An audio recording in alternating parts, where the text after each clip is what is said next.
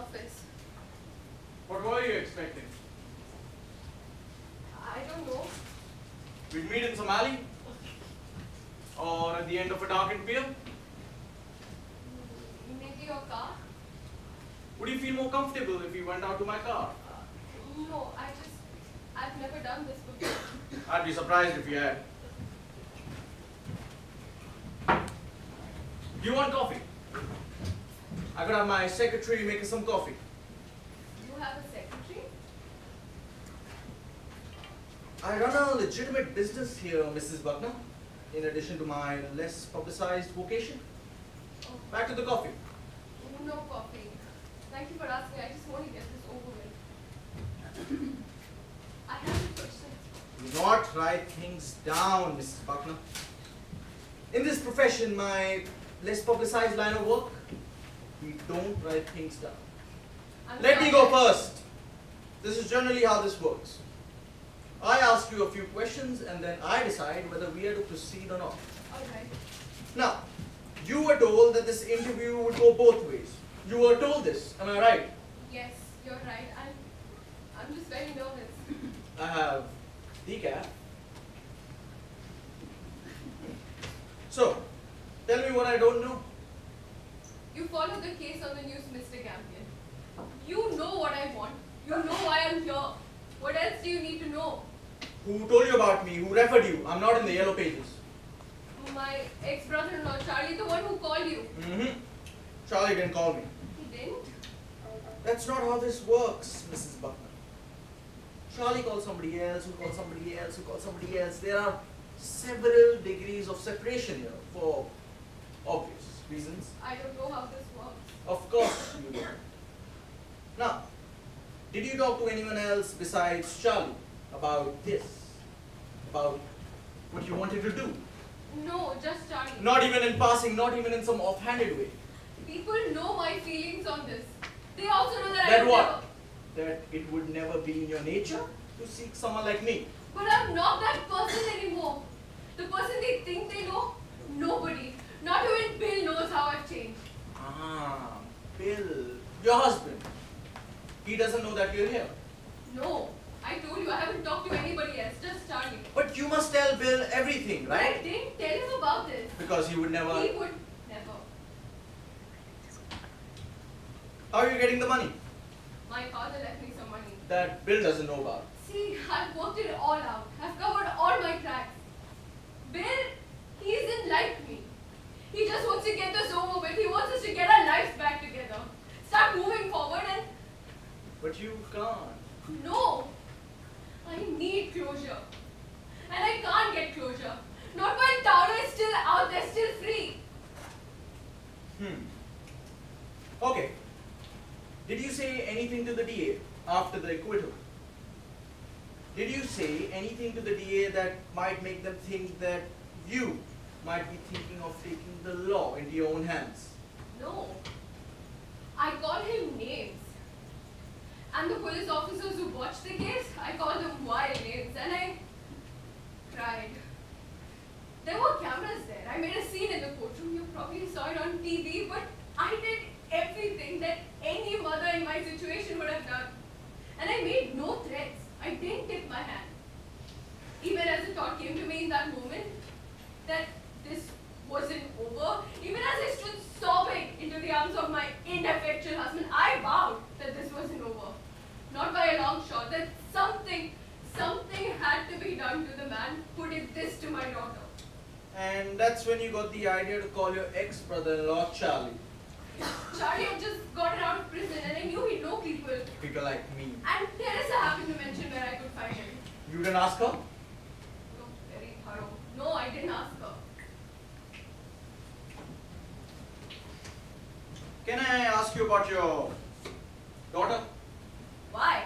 I'm curious. I follow the case just like everybody else. There's one more surgery scheduled for next week and we're hoping it's the last one. How's she holding up? You really want to know? You kill people for a living. You're a hired contract killer and you actually care whether my 6-year-old daughter will ever be whole again. My specialty is retributive killings, Mrs. Buckner. vigilante hits, in case your ex-brother-in-law didn't tell you that. I only terminate certain kinds of people. The kinds whose deaths don't keep me up at night. You sound like a TV show. I do not enjoy killing Mrs. Buckner. But there's a certain lift you get. And the person has it coming. Now, the maximum that Towler could have gotten for the brutal rape of your daughter would have been life imprisonment under the best of some circumstances. You should also know that in this particular case, you're asking me to go beyond what the law, even if it had been working properly, would have told out. But I want him dead! He had every intention of killing my daughter, and it wasn't a sudden pang of conscience that stopped him. It was a janitor who happened to walk by. I know the case. So what else do you need to know?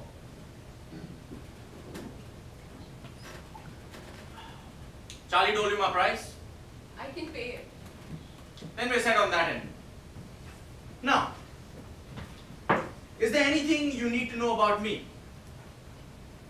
I'd like to know how you plan to do it. Fair question. I still haven't worked out the details yet. I want him to suffer. I know he won't suffer as much as my daughter did, but I want you to do your best. I'm not going to torture him. I would. You would? Yes, if I would. I take him out, okay? Cleanly and efficiently. He will not do this to anyone else's little girl. That's not enough. Do you want to punish him? Yes. Do you have children, Mr. Campbell? No. Then you wouldn't know. I do understand. I'll never know I'm going to be Mrs. Buckner! Please sit down. I'm not done here.